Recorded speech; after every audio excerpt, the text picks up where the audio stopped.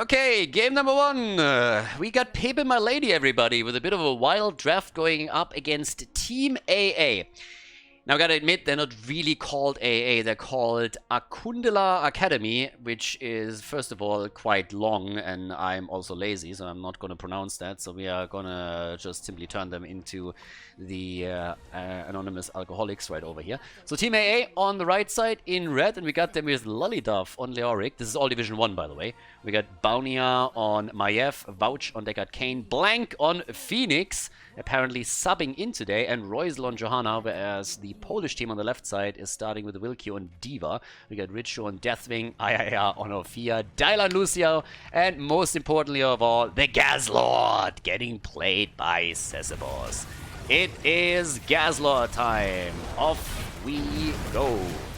Yeah, right now we currently have on level 1 Austin's renewal for Leo. Haven't seen our bad boy here actually in a little bit. I guess it's like 2 series, but he hasn't been picked at all. I mean, obviously he's not completely out of the meta or anything. He's still a fantastic offlaner, but there were a couple of games where he was also banned out. But the most important part of this game is that we have the Gazlord in action with a one-man wrecking crew right here on level 1. So it's going to be interesting to see how he is going to play out for them. Granted, when we're looking at this best of 3 series, pepeMLady is coming in as the favorite. They've done really well in the previous season too. I think they came in 2nd place, if I'm not mistaken, on the Mythical Championship tournament that marked the end of season cup for Division 1. But we'll see how they are faring today against Team AA over here as things are starting up.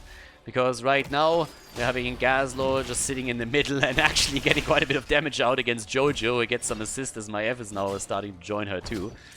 There's in total 3 heroes all the way up at the front. And it's kind of interesting to see Phoenix as the only range damage dealer for the team. So that's something that I didn't really expect heading into this one. But, well, let's check it out. And the Gazlord already moving around right here. And we got Diva, she's a little bit more common lately. And Gazlo, of course, also the hero that had a bit of a rework in the recent patch.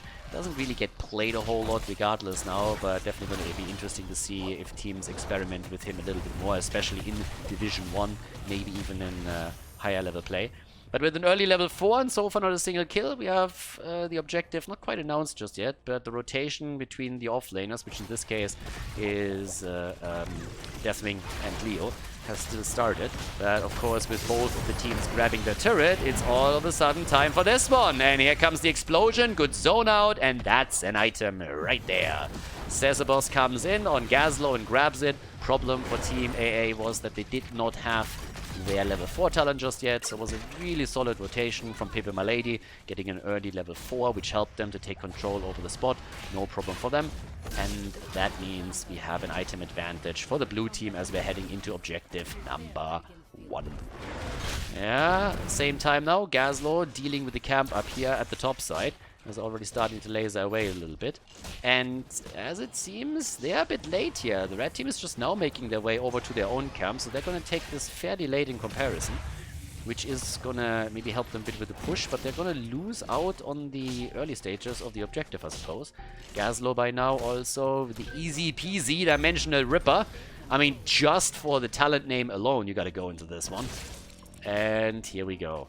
Early start for pepeMLady as they are grabbing the objective right now. And, well, let's have a bit of a look if the blue team, if the red team is able to contest that. First of all, it's all about the top lane pressure, trying to make sure that nothing is going to happen over here. At the bottom of the map, we have still Gazlo starting to hold on to this, and they again grab the talent advantage. They've been pretty good about this so far. We have an early level 7 for them. For Diva, that means that we now have the fusion generator after initially we had the rushdown and the full metal for her. Skyfall for Deathwing. And with the extra talent, they are easily holding on to the position here. Deathwing gets pressured just a little bit, but, well, actually at this point there's 4 heroes against them. That's a little more than just a little bit. Yeah, Gazlo has gone into the Master Blaster. I mean, I gotta admit that the talent names are actually pretty cool. So, yeah, we got a couple of good ones here. Says the boss, not using the item just yet. Oh, and he turns it around with the rest of the team. But the nerves on this guy, nerves of steel, not using the healing beacon despite the fact that he was heavily attacked here. not going to waste the item, and that gives them a fantastic lead as they're heading now into the end phase of objective number 1. I mean, even the explosion here serves a purpose, pushes them back and makes it difficult for the academy team here to come back into it.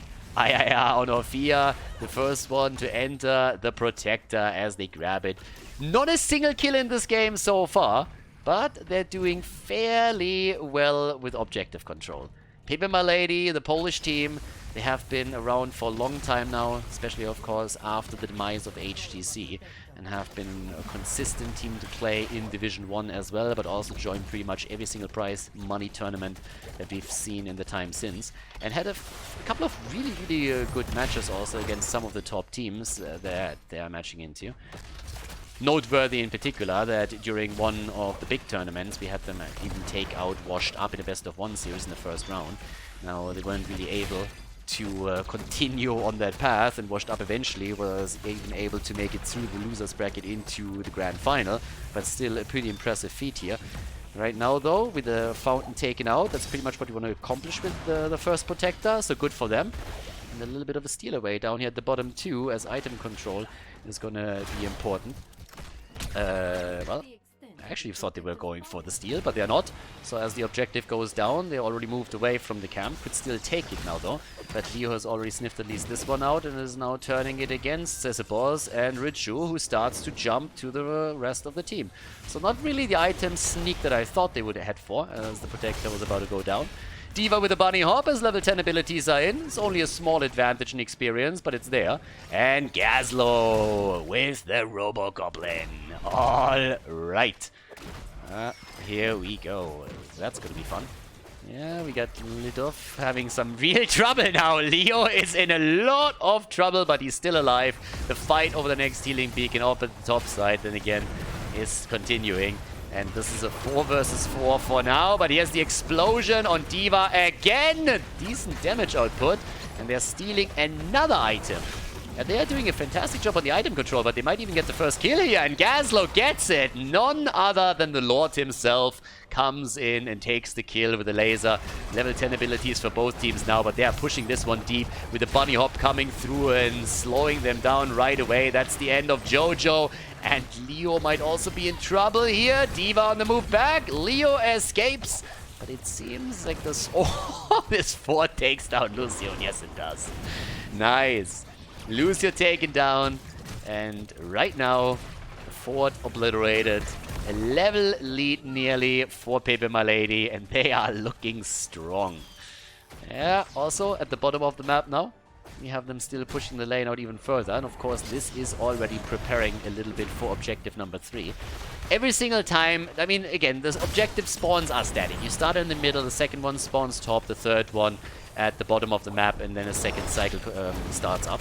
So you really want to just focus on taking down the fountain at the top lane first, then the bot lane, and take it from there. So them already nibbling at the outer defenses of the bottom fort is really helping them to prepare for the third objective. If at any point they can take the fountain down, it would help them even more. They've already done that at the top with the first Protector, which is pretty much what you want to do here, and what really helps you then to fight for the second objective if you can hold on to your own fountain. So right now, level 13 talents will pop up soon. In regards to the damage output, Gazlo is top damage for the blue team with 20,000 that he brings to the table here. 27k for Phoenix on the other side though. And it's 2 kills against 2, and they're starting to go in for another one. Another attempt at least. Leo just draining the shit out of Deathwing, trying to. Has 22,000 damage, so also a pretty decent amount for him. And as the game continues with the level 13 talents, we have Gazlo coming through with a positive reinforcement right here. So going into a bit of a turret setup at least. But with the objective now spawning up, that's the moment where you're trying to make your play. Rust Bucket over here misses as he doesn't get the drain off. A little bit annoying for Lulidov. Gazlo still working on the camp, but they're starting to go for Leo, and they're gonna get him. Bot lane is obliterated, or at least this, and they could now also try to get the fountain. He just misses the fountain with this setup, but it's still falling. Wilq moved in for it and said like, yep, not on my watch, that thing is going down. Now, Gazlo has taken all the way up at the top the camp and is now trying to defend against the opponents. But of course, Johanna is already on the objective and trying to give them the lead here.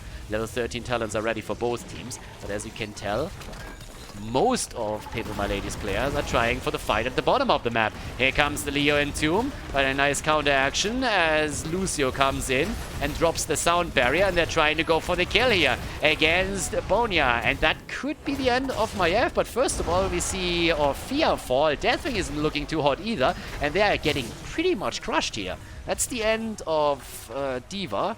So she's down, but Gazlo up at the top has won the fight against Jojo and is now starting to take over here. So Boss, after the blue team lost out on 70% of the objective, is now starting to at least accumulate a few points for them. They have to buy some more time for D.Va to come back. She's down for another 14 seconds. And, well, let's see if they can pull it off or not. Talking about D.Va, by the way, we have another focus into the defense matrix with the target locked on level 13. Dyla has to be careful now. Gazlo already moved away. D.Va is back to business. But can they go up top side and contest that protector? That's the question. Bot lane has lost a lot of HP. That fountain that I mentioned earlier is of course destroyed. But here we go. That's the move that they have to make.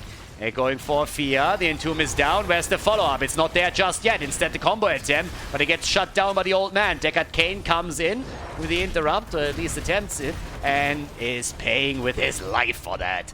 Bunny Hop is out and gets used right away, and everybody is low on the red team. They are in a lot of trouble, but they are getting out.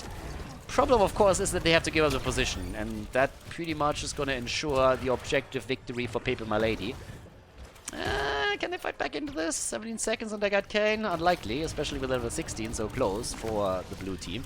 Now that they're also going for another healing beacon, chances are pretty slim that the Academy boys, Team AA, is going to be able to make a move for that objective after all. More defense matrix specs now for D.Va with the diverting power over here. So really trying to keep the team alive. And of course the overclock for Gazlo, as he's now able to lock his 16 in as well. Movement, speed, and a little bit more damage on this one. Yeah, if that Robo-Goblin locks onto you, you are in trouble, and in a lot of it. So we'll see how much he can do here. Jump into the back line by Maiev as he's trying to set it up for the team. But here comes Deathwing. Not dropping the ult just yet. Ooh, Deckard Cain with a setup, and Orphea is down. Orphea down, the Entomb gets dropped. The Will Q might be in a bit of trouble here too. On his D.Va. Phoenix is dead, but so is D.Va. D.Va down, and that's a 4 versus 3 in favor of the red team. But the Ford has been eliminated, and the Protector is still going strong. So, yeah, things are starting to look up a little bit for them. It's 37,000 damage for Deathwing, who's now moving down to the bottom of the map to catch the experience over here. The Protector still doing a bit of work up at the top, and destroys pretty much the wall here.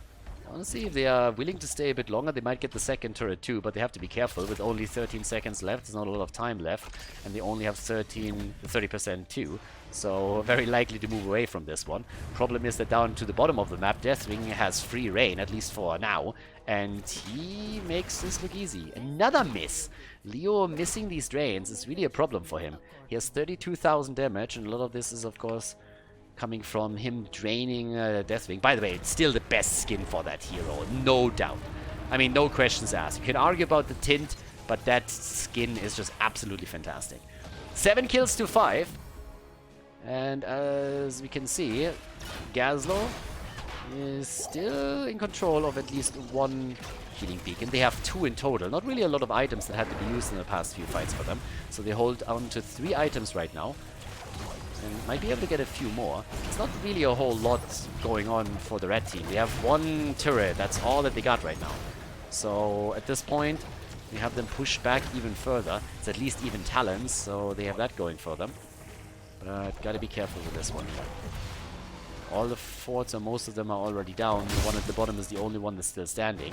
And it's all about experience right now, because if objective number 3 happens to spawn around a level 20 talent for pepeMLady, that might make things very difficult for Team AA.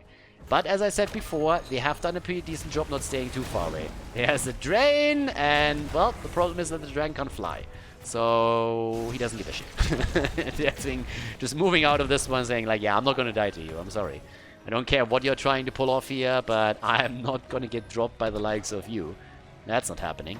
And now that we have Entomb already pushed out, yeah, that's not really a problem in and of itself. But here we have the attack over another healing beacon as they're trying to make their way for it. If they can get this one too, that would mean they have 3. I mean, they could even use one of the ones that they're holding right now, just simply to keep that in play. Oh, there's the attack on the other hand. D.Va Explosion. It's actually insane how much of a positional advantage the D.Va Explosion on this map has now given pepeMLady in fight after fight after fight. But they're still in trouble here as the approach comes, and there's Jojo as the Goblin goes for the kill, goes for the double, and Gaslow gets his damage in, especially thanks to the 16 here. They're looking for another kill, and oh my god, they are cracking all of them. Holy macaroni, 4 kills, they're looking for another one as they're moving in against Deckard Cain. And we're talking about a 5-man team wipe, ladies and gentlemen. And full control here. But yeah, look at the setup. Maiev was trying to juke them out a little bit. That failed miserably since D.Va turned it quickly, gets the double kill. And now we're back to business here with top keep falling and the push straight for the core. 20 to 18, 10 kills to 7, and it seems like the first game at least is easily taken by pepeMLady. They still have to take this one down. Instead they're chasing Leo, but they should have the damage to win this one way or another. The shield glare is going to slow it down at least a little bit, but let's see what they can actually do here. Can they defend this? I don't really think so. And yep, there we have Orphea taken down, and they're going to defend this one. They're going to defend this one for sure. So, yeah, they're able to make that work. 10 kills to 8 and 60% on the core regardless. But with the objective spawning at the bottom of the map and them still being a level behind and a Storm talent, despite the Orphea death, this is not looking too rough for pepeMLady. Now, they won't be able to get too much done yet. I'm actually a little bit surprised that the red team is not... Okay, they're trying to steal the items away. I was about to say they should probably send someone down to the bottom of the map and already start on the objective. Because as long as there's only a 4 versus 5 going on for pepeMLady, they won't be able to contest that level 20 talent or no level 20 talent. But they're trying to get the item control first and then take over. They should really start to take some points here. They're gonna get the level 20 one way or another. But they are really playing this a little bit too passive right now. I'm not really sure what they're afraid of at this point. They're taking both turrets, which is definitely what they should do here. But not taking the lead on the objective? Don't really see a reason for that. They won't be able to win it in time. But they could have really put the pressure on pepeMLady on the objective side. So, yeah, that was a little bit weird. And let's have a little bit of a look here real quickly. Oh, that hurts. Leo, a lot of misses on Leo. I don't know what's going on, if that was a bit of a connection problem, but if I didn't know better, I would say that he has quite a bit of delay here. A lot of these drains have been missing, and now missing the Buried Alive as well. That really shuts down a lot of the tools that they have to make a successful engage around the third objective on the bottom of the map. And Dyla is already taken over here. So definitely a lot of mistakes here by the red team towards the final stages of the game. I think they could have capitalized way more on their core defense and the fact that they were took down one of the opponent's heroes. And they didn't do that, and now they might just pay the price for it. Now, there's always the chance that they can come back into this, but they gotta be careful. Deathwing is pushing out the top lane too, so he's really trying to make sure that that global aspect that they have now is helping the team out even more. Leo missing another Buried Alive. Oh my god. This is getting rough. Things are just falling apart. After they successfully defended their core, I think it really looked like they might just make a comeback into the game. But now they're losing Leo. He missed the Entombs a couple of times. He has at least Blank connecting his ult, and that's the kill against Orphea. Maybe they can follow up with one against D.Va too. Doesn't seem like it. Deckard Cain is down, and there's now a big wave moving towards core with 2 catapults in tow. And that is a problem if your core is already down to 60%. So Maiev is also in trouble. Jumps out with a Warden's Vault. So that at least might save her. But the core is soon going to get attacked, and the third catapult is moving in as we speak. We have not really crushed through the 20-minute mark. Maiev is now back, and yeah, they just gave up the Protector. The Protector's already taken. Maiev at least takes this one down, but this is more than a little bit tricky. Late game decision making by the red team in this one is definitely not going to win them a prize. That's definitely not the moment when you want to ride home to Mama. You know, you're not going to write home about on this one. This is, yeah, this should be the end right here. Deckard K is the only one down. I love how they don't give a fuck. Just go through the side wall and 2 keeps, and they're like, yeah, whatever. 60% on the core, we're going to get this. The thing is, I'm not 100% certain that they can. Does he have the sound barrier? Lucio has a sound barrier. So once that he actually pops out on this one, he can drop the sound barrier, keep them alive a little bit longer. Dodged on everything. There's the bird alive. Sound barrier is out. Deathwing is into 18%. And Lucio, the last one to go for the attack.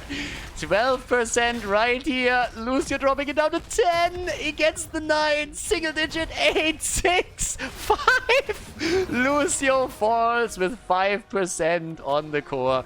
Over here, Leo is in trouble too. A little bit of a Fiesta game now as well. But I guess that Richu eventually could make it over towards the core once he gets a bit of vision. He's the only one, by the way, in the entire game that hasn't died yet. Gazlo only died once, but still he died. And with 5% on the core, of course, this is now backdoor territory. The Gazlord alone might be able to make the play here. But yeah, this is actually kind of fun. So, as we speak, there's the Entomb. This time he hits it, and that should be the end of Ophia. Honestly, if they make these plays when they have still 60% on the core, I think they have a chance. With only 5 left, as much as I like these staggered deaths now on the kills that they make against pepeMLady, I just don't think that you can win this anymore. You have to really control vision so heavily in a situation like this that I'm not sure if it's even possible for them. So at this point, Blank is the one trying to defend the top. I suppose that pepeMLady is just going to wait for a 5-man and then make their approach. And yeah, I couldn't have been more wrong. Instead, they're going for a 4 versus 3 fight, God knows why, but they actually win it. They take the item, and they are starting to really win this fight. At this point, they're making the play for Leo. It's a 4 versus 3, 4 versus 5 right now. We still don't have D.Va back, and they just don't care. They go for it, and they get a double kill. They take Jojo and Leo down. They take the old man. Deckard Kane is dead too. What the hell is happening here? Blank, the last one to fall, and that is just game. That's simply game. Look at this fight. They're going in with, I mean, it's a numeric advantage for the red team, and they just don't care. They come in, and they win it easy peasy, take it down. And now, of course, they can just simply go for core and lock in the victory in the first map. 17 kills to 14. 5-man team wipe to end game number 1. But what a setup here and what a fiesta. That game has been all over the place. Crazy setup. And pepeMLady wins it with Gazlo, the Lord himself, on 66,000 damage. But it's Deathwing who takes the top numbers for his team with 90,000, as Phoenix is on the number 1 spot with 123k damage against heroes, which obviously doesn't really do anything for you if you still lose the game. But still, good job there. But yeah, fun one on map number 1, and that's the lead for the Polish team. pepeMLady victorious on Volskaya Foundry.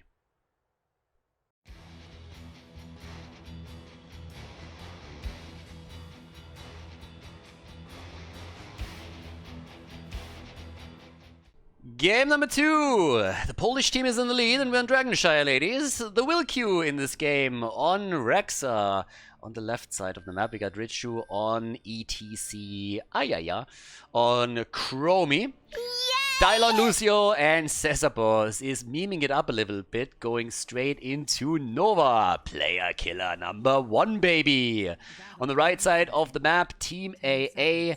With Lolidov on Deathwing, Blank on Imperius, Royzel on Jaina, with a nano boost from Vouch on Ana, and Bonia on Maiev for the 2nd time in a row. Yeah, it's party time, ladies. Let's see and have a look of who's gonna take game number 2. First map was a little bit scrappy, I gotta say. There was a couple of mistakes made, for sure, at the end of the game, especially by the red team. But at least, oh my god, they're blowing Wilkie out of the waters just as the game starts. Within a second. Nicely done by him. But yeah, so the thing is that this was actually a bit of a scrappy first map, but now that we are on map number 2, this is of course a map where you need a lot more coordination around the objectives, since you have to hold 3 points on the map to successfully get a Dragonite. So we can expect a very different game. Interestingly enough, Rexa made it through the draft, so the King of Dragonshire is now all the way up at the, I was about to say top of the map, but instead we have Wilq at the bottom, which is also a little bit weird. So not really the setup that you usually see. Normally Rexa is on the solo lane right away, and it's a little bit strange to have him at the bot lane, because bot lane is not really known to be solo. The reason is simply because you have 2 camps there, so most teams will have... Oh, that's another kill. 2 kills to 0 already. Wow. Yeah, that's another reason why, if you are playing on this map, you have a lot of heroes at the bottom of the map rotating between the bot lane and the mid lane, because you have access to 2 siege giant camps, and the solo laner then takes the top side. So having Wilq on Rexa not taking the top is a little bit strange. Now, granted, he is usually playing the main tank for the team, but it's a bit of a weird setup that they're playing here.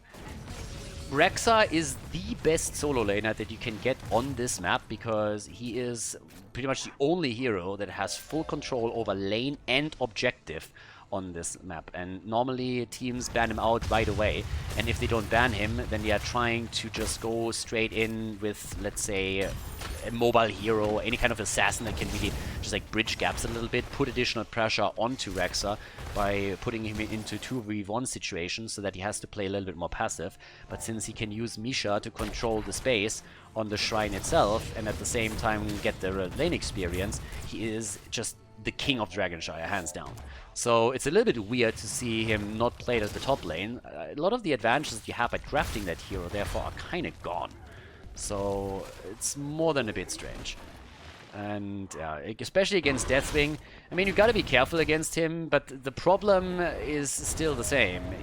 Deathwing loses out eventually because he has to make a choice that Rexa doesn't have to make. Experience or objective, and yeah, that's the big strength of him. Either way, with 2 against 0 in terms of kills, we currently have in this particular situation an advantage for Team AA already. Deathwing against ETC now has a much easier time, all the way up at the top now too. And as you can see, with level 7 talents coming in for Chromie a little bit early, we have this time also the Dragon's Breath set up with her level 1 going straight into the deep breathing, trying to get their on-point damage in. And this, ooh, yeah, if she's alive. Getting the on-point damage in if she's alive. And honestly, I'm looking at this and I really fail to see the strategy for pepeMLady. I gotta admit that if they're able to get a stun set up and then Chromie gets the Dragon's Breath connected and we have Nova coming in with additional damage, they should be able to blow most of the heroes on the other side quickly out of the waters.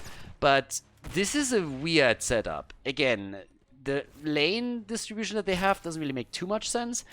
And they are already pressured here. I mean, they lost 3 heroes already.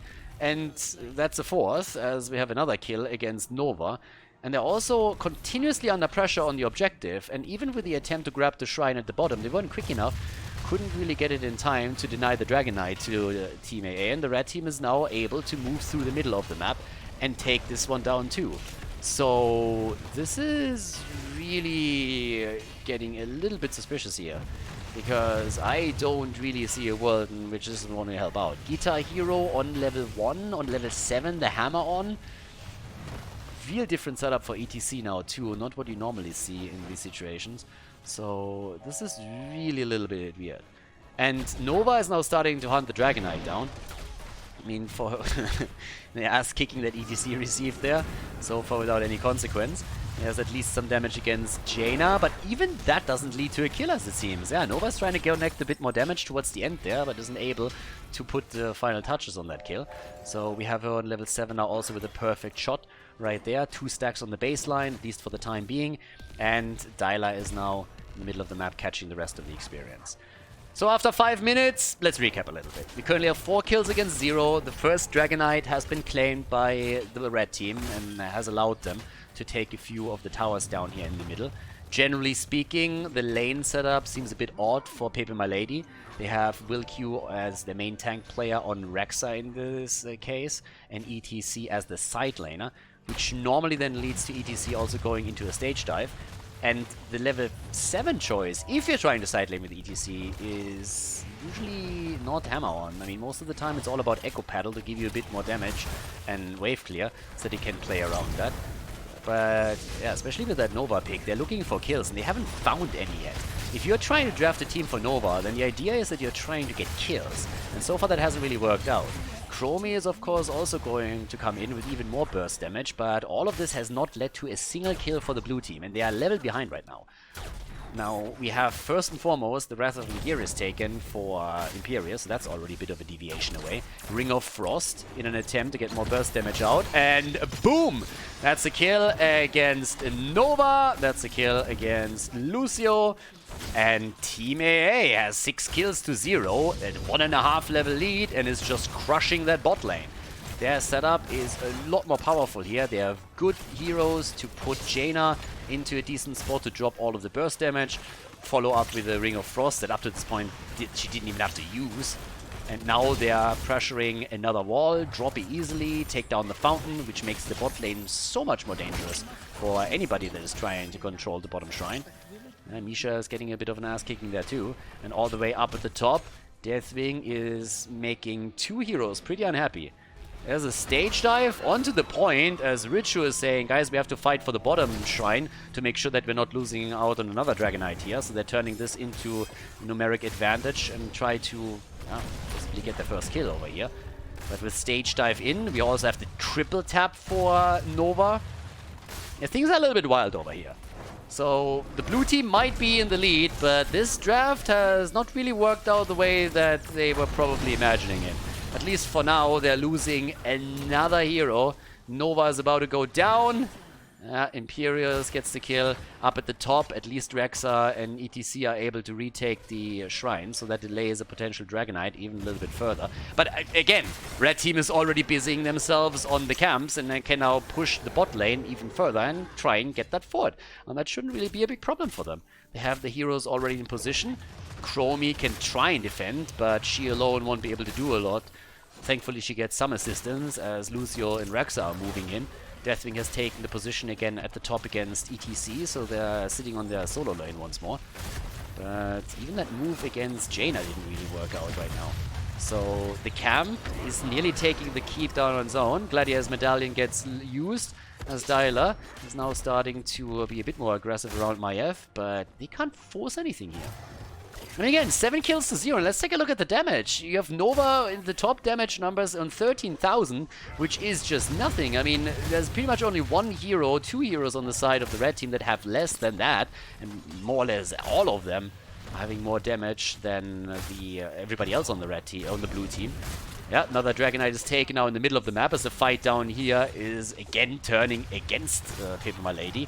So the Dragonite is just going for the fort here, no problem at all. ETC is still all the way up at the top. He could stage dive down. There's the sound barrier as they're still going for the fight, but that means that the Dragonite can do whatever he wants in the middle of the map and is starting to take the first fort down and can then transition down there. And they're even losing this battle now. They're losing Lucio, they're losing Rexa, and that's just a disaster.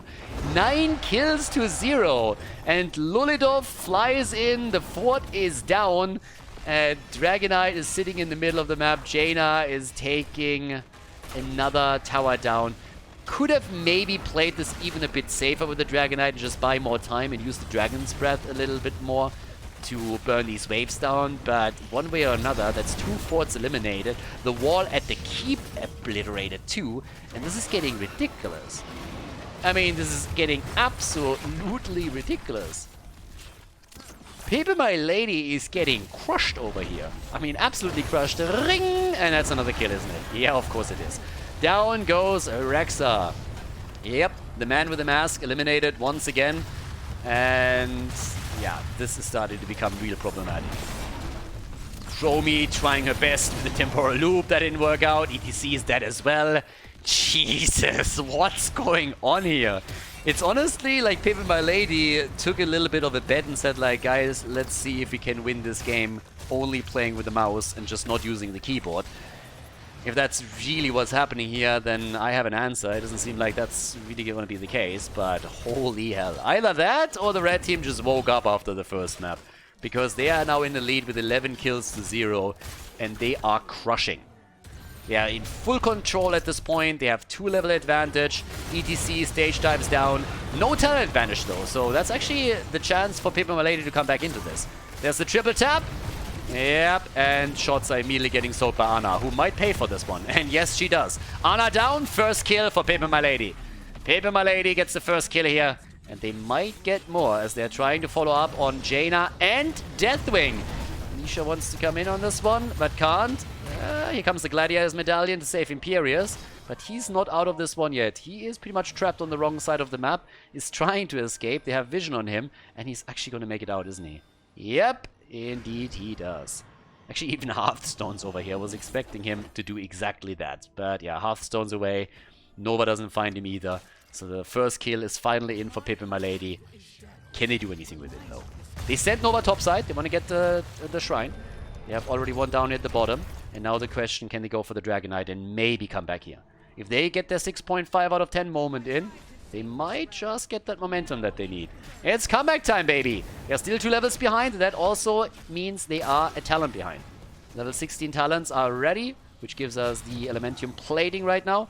We have the Celestial Swiftness for our big boy Imperius, who of course has a massive impact here as usual. Good damage output on him, good clear, good setups. And the Dragon Knight is just starting to go for the top fort. Interesting approach. Lucio is... I mean, honestly, that is committing Sudoku right here. That's a suicide mission. And he realized that too. So, in today's lesson, how to waste the Dragon Knight with our big boy Lucio, this thing didn't do anything. Yeah, I have no idea what's going on here, but this is a bit strange. There's a kill against Nova already happening out there.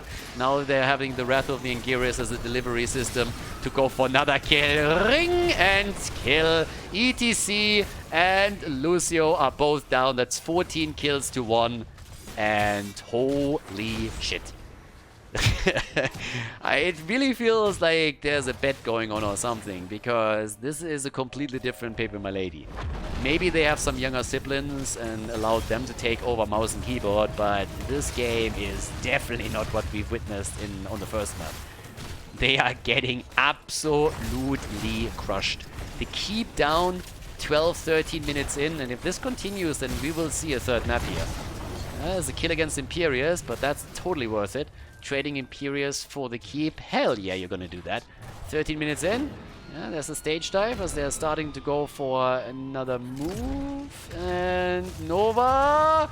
Gladiator's Medallion. She's dead, isn't she? Yeah, Granny is down. Alright, she's down. 3 kills to 14. 16 talents on both sides. Are we talking comeback? I mean, at this point... they get another one. 3 down. Alright. Now we're talking. Slowly but steadily, they get a few kills. And they're actually closing the gap in experience. Still a level advantage for the red team, don't get me wrong. But they are following up with another one. And I have no idea why Jaina thought it was a great idea to stay at the top a little bit longer. There's the ice block on the triple tap. And she gets away. I would be pissed.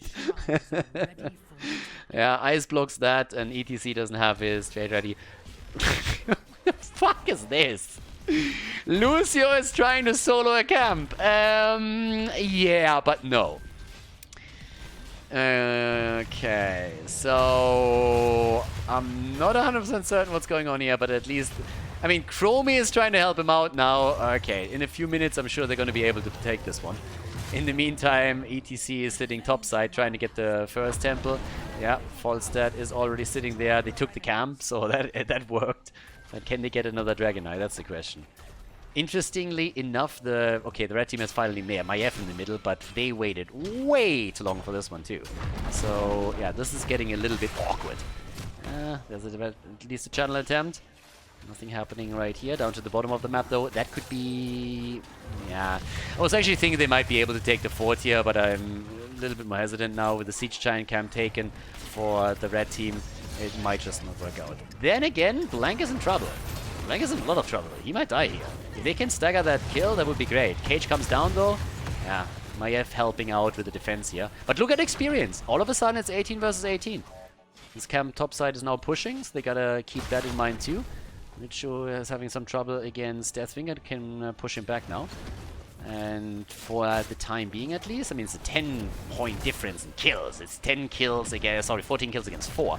But the blue team isn't out of this yet. Yeah, there's the ice block, expecting the slide, but turning it! Nice! ETC is down. Nicely done. Can they get more though? They're flying in for another kill. Feign death used by Will Q, but that's a kill against ETC, against Rexa. ETC is down, Rexa is down, Chromie is still alive, Deathwing is deaded, and that's the end of Nova. Imperious, wrecking, getting 3 kills. Misha, Rexa, and Nova. Jaina has moved down to the bottom of the map and is claiming the first shrine. Up at the top, the fort is down, and this one is going to push towards Keep now. And they should get another Dragonite here easily. They might even be able to end with this one. This is such a weird game. I mean, the first game was already a little bit all over the place, but at least it was a continuous back and forth. In this game, half the time, I don't really know what's going to happen, because this is just... I mean... this is the Heroes Global Clown Fiesta, what we're watching over here. Level 20 is now ready, and we have a Dragonite. We're 16 minutes in. Nova is down for another 18. That's a chance to go for a game. They're not even wasting time with the keep attempt, as it seems. They want to go for the big prize. They want to force game number 3. And they might just be able to do that. Well, Dragonite seems to be in a different opinion. They're waiting for Deathwing, I assume. Top lane is still getting pushed. If they want to run the level 20... they decide against it. They decide against the core, and they're like, well, you know what? Let's just go for keep instead. Let's just go for the second keep. We drop Deathwing in, and then we're gonna move through the bottom of the map and try to take that one. So, yeah, there we go. Taking the wall down, keep... I don't see a way that the blue team can save this one. But they have their own level 20 talent, so there's at least that. Triple tap upgrade, stage dive upgrade. And now maybe the chance to turn the game here. 5 kills to 17. And yeah, Deathwing YOLOing in hard as he says, well, let's go, boys. Kill command comes out as Rexa turns or attempts to turn it with the ult. 2 keeps are eliminated, but there's the kill. Nova down. Player killer number 1 once again dropped easily. Still top damage for the team, but look at the damage on Deathwing. He's at 75,000 right now, and they're looking for more kills. They're going for ETC. First we see Lucio fall though, and they're just crushing. That nano boosted Jaina is ripping them a new one right now. The feign death is there, but the ring connected. Still trying to go for the kill against Will Q, but all of them are low, and now the core is wide open, and I don't think that Team MA is gonna go and waste this opportunity. They're moving in the attempt to take it. Chrome is down too. Everybody else is pretty much useless in this case. Maiev might fall, but the shields are gone and the core is falling, and that is game. We are heading into game number 3.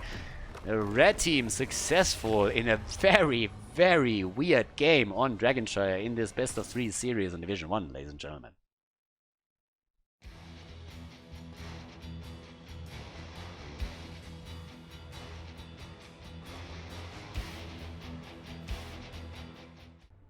We had a wild series so far, a pretty wild series, and now we're heading into game number 3, pepeMLady against Team AAA. I still am not quite sure what exactly we watched on the second map there. I said it before, but I say it again. If someone would have told me that for some reason pepeMLady took a bet in the second game that they can win the map by simply playing with only their mouse and just disregarding the keyboard, I would believe it after what we just saw. So I'm not quite sure what exactly happened on the second map, but I suppose that on the third map we're gonna see a different setup. Right now we have on Aldrich Pass towards the left side, the Will Q on Imperius, we got Aya on Orphea, Cesarboss on Li Ming, Richu on Malthael, and Dyla is playing Brightwing. Yeah, on the right side of the map, Loliduff on Deathwing once again, Blank on May this time, Royal on Jaina, Vouch on Anna, and Bonia on Jimmy. Playing actually around the Exterminator here, which is going to help against Objective and Bosses, first and foremost, so that's going to be nice for them. So, curious to see which team takes the lead here, but already a little bit of spray game not really on point. I like the spray style just at the beginning of this, but this is the standard spray. You need to really spice it up a little bit if you want to impress me here. So that's not really what they're doing with that. But either way, let's see what we're gonna get. First of all, when we're talking about May, we have the Ice Storm on level 1 at this point. We have, as mentioned, for Jimmy, the Exterminator, which doesn't really help him in the team fight here. May, by the way, is barely making it out of this one. Obviously, quite the nuisance, that hero. But here comes the follow-up damage, as Orphea is trying to get the kill against Jimmy. Not really working out for her just yet, but time will tell how successful this lineup with 2 mages is going to be. The problem with 2 mages is that you are running into a setup where after you used all of your cooldowns, I don't want to say you're useless for a couple of seconds, but you're in this weird spot where you can't reliably get damage out. So if your opponent is somehow able to dodge that damage or mitigate it somehow, then you might be in trouble. That was always one of the big arguments against double mage setups. The cool thing about it is, of course, that you have a lot of burst damage that you can coordinate onto a single target. And if you play those cooldown spells properly, you have a chance of just blowing a target up pretty quickly. And if then you have a Li Ming in your lineup, then you obviously are looking at resets for her and the potential to just snowball it and really carry the momentum within the team fight. So that's some of the advantages of having a combo like this. In addition to all of this, there's obviously Malthael, who with Last Rites could do a whole lot to secure that kill at the end of a good combo setup. On the other hand, we have the sustainable damage from Jimmy for the red team. And with level 4 talents now, also the Triumvirate, as usual in this case, the Dragon's Ire after the Draconic Might. At the 1 minute mark, both of the teams pretty much immediately went for their camps, which is kind of what you should do on All Direct Pass, more or less all the time. It's a single camp on the map for each team, outside of the bosses, of course, so it's actually highly important. Gladiator's Medallion, for just a second, being used here, but not enough to deny the kill to the red team. So once again, we see Team MA getting a little bit ahead, but they might just lose their Deathwing. Not quite. Yeah, so the Akundala Academy, after the victory on map number 2, is now taking a bit of a lead on the 3rd game as well. Now, this hasn't really had a massive impact or anything just yet, but after we just saw on the 2nd map, I'm still a little bit worried of what we might see here. First of all, it seems like we're going to see a kill against Orphea. Oh, Jaina gets blown out of the waters as the orb connects from Cesarboss, and he follows it up with a second one. It's starting to look a little bit more like the teams are willing to fight over the objective, at least to an extent. The problem, on the other hand, is that without level 7 talents, most teams are not really willing to commit fully to it. That's why we are still seeing rotations towards the side lanes to catch all of the experience over here. So there's that. 3 kills against 1, so things are already starting to heat up a little bit. And now camps are ready and back up on the map, so immediately the move for them. As I said, you want to take them whenever they are back on the map as fast as you can. They're pretty impactful for the mid lane, and it's also one of the few camps on this one, so yeah. Level 7 talents are now in for both, which means that we're going to see them fight over the objective in just a few seconds. And we have Seeker. What? Seeker over Calamity. I don't know what's going on with pepeMLady today. Maybe they nibbled a little bit too much at that Polish vodka. But this is a bit of a strange build here. No Calamity? Like, what? So yeah, we are in Strange Town today. Induced Hibernation has now been claimed. We got the Ice Flows once again in. But over here, it seems like Imperius is really looking for a fight, and he finds it. He goes for Jaina, and oh, Roizel is low. Oh my god, like that could have been a kill right there. But instead they are turning their attention towards Mei, and she goes down. Imperius has also fallen though, as Jaina turns it around again, and they're getting even more damage in. They might be able to take down Orphea, and indeed they do. Orphea is down, and now they have a chance to go for the objective right here. Yeah, so a little bit of a good start into the fight. I mean, Deathwing flying in already helped them to set all of this up, and then as you can tell, they could go for the Orphea kill too. So that set them up for the objective right now. And they're already playing around the prisoner camp here. They have taken the channel and might get interrupted, but that's a big lead on this one. So off we go. Yeah, Cesarboss needs to be careful. He's poking from range as much as he can. Roizel is also in trouble, and there's the kill. Li Ming with a kill, the reset, trying to get a bit more damage out. And look at where they're stopping the prisoner camp. They're stopping it at 0.1 second. The blue team is able to turn it. What a setup. Look at this fight. Look at this kill. The red team was so convinced that they could lock this one in if they just stick around a little bit longer. And instead it's just kill after kill. And they get completely crushed here. Losing pretty much, I mean, not the entire team, but most of them. And they are even denied the objective. That's crazy. This could literally, I mean, this has to be the blue team taking the first one, right? They have level 10 already. We even see this in, okay, it's meme time. Not only ignoring Calamity and going for Seeker, but going disintegrate against a team that doesn't have an Uberak. Yeah, they are definitely memeing around a little bit in this one. They might get punished for this. They can still lose this one, but at least they win the first objective here. Brightwing the blink heal, and we also got the last rights. Deathwing, then again, is down. Seems like we could see Jimmy fall too. Not right. Oh! And there it is. The connect with the orb. Well done. Avalanche, of course, for May. And here we go. Objective is in. 7 kills to 5. Looking good with this one. Orb after orb being thrown out here. And with that in play, we still have combos that could be used by the red team to turn this around whenever they're going into another big team fight. Of course, now with the nano boost, they can go straight in for boosted Jaina. If they can maybe even get a good snowball, a good avalanche out before that, they could really drop heroes quickly. But it's gonna be a tough one. Also, 1 stack for Malthael is not bad this early in the game, so there's at least that. Here comes the push, the defense at the top. Yeah, they try to go for Fia, and can they get her here? Nano boosted Jaina, and she gets the kill. Nice.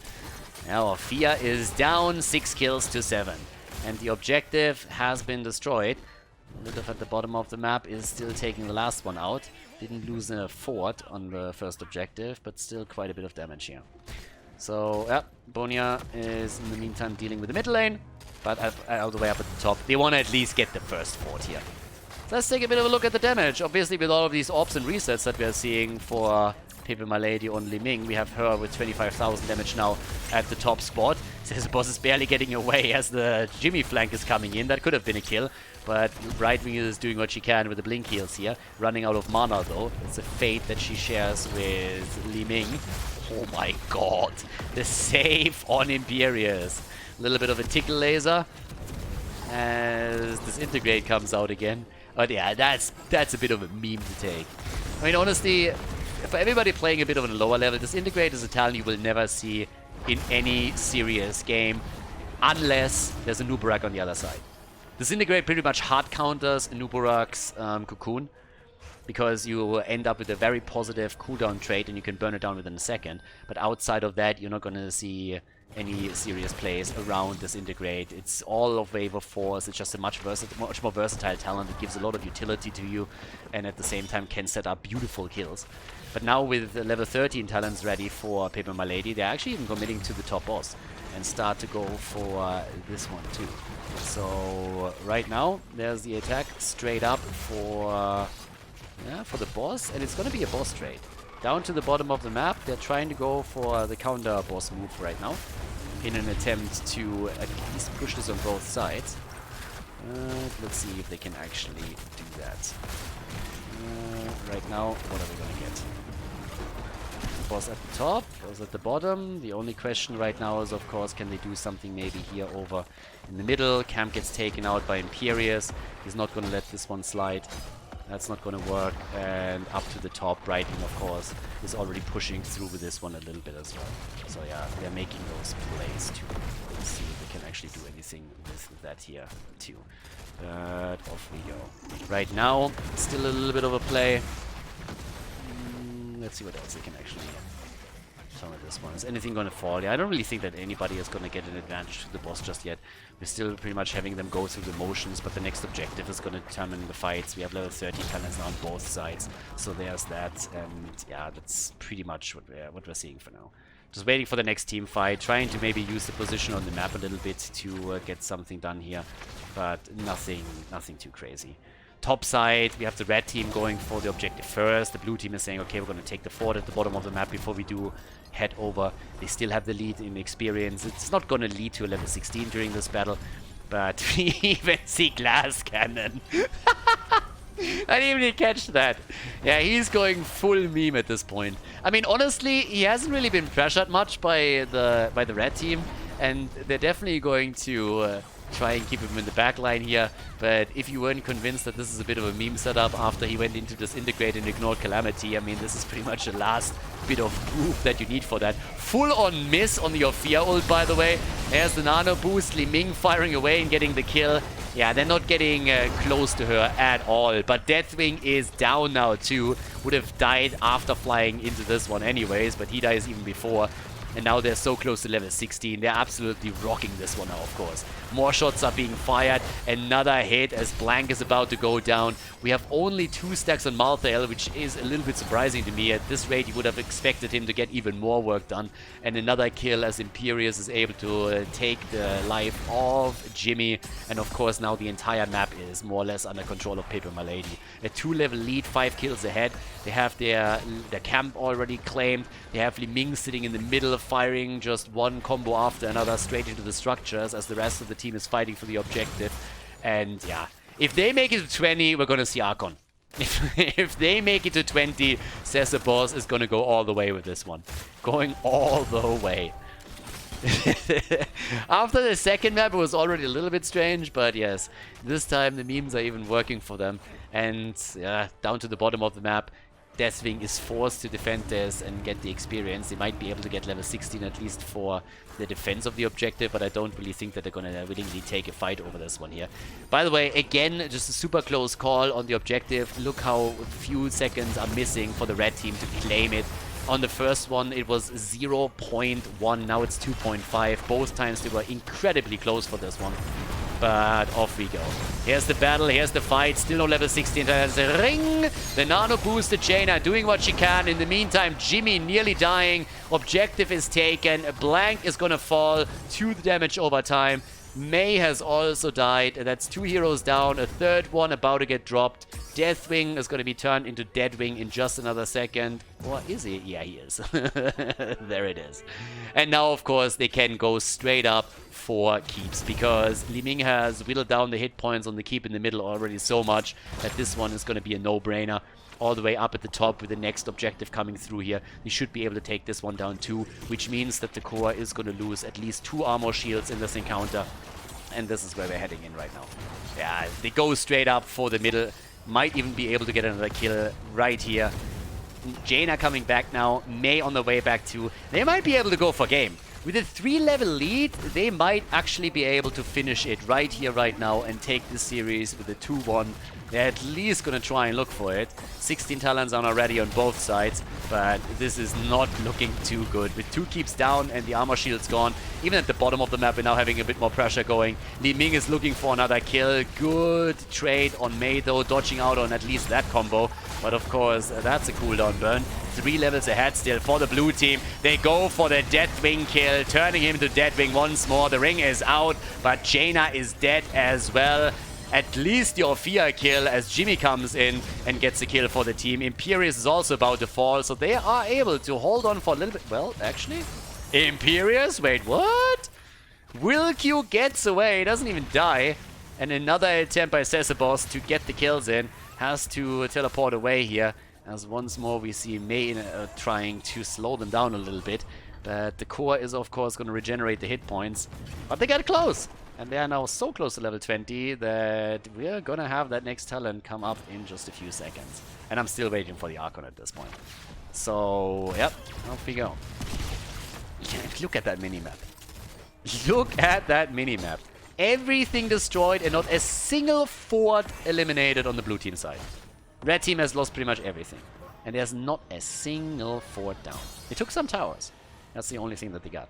There's the 20, and now, didn't go all the way. He went Tal Rushers. Didn't embrace the meme completely. No Archon in this game. Instead, we have the Impervious. We got the final curtain over here now too. 3 stacks, by the way, for the last rights. So that's a 15-second cooldown reduction for him.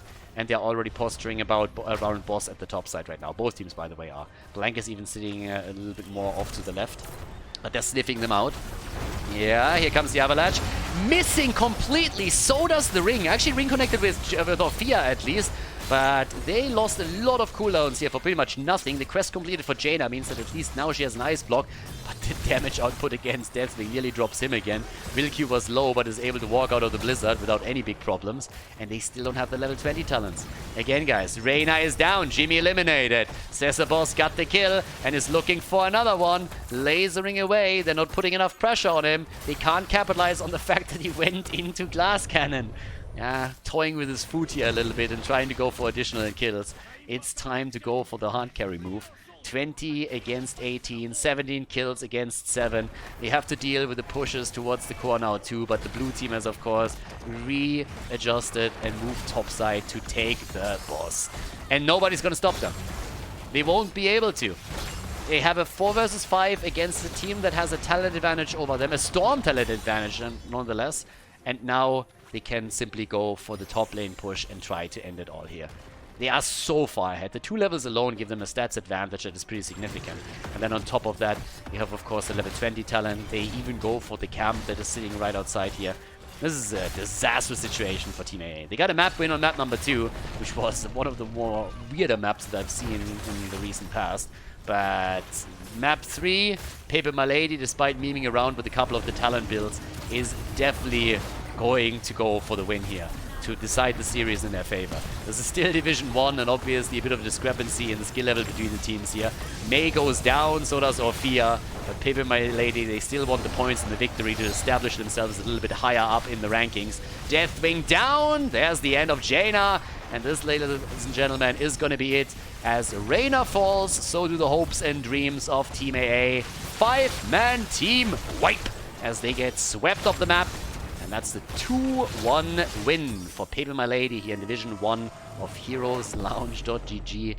Pretty much showing and making it obvious that there's still a little bit of a skill gap between some of the teams here in the first division. Nicely done. The blue team is able to lock in the victory and takes down their opponent on Volskaya Foundry.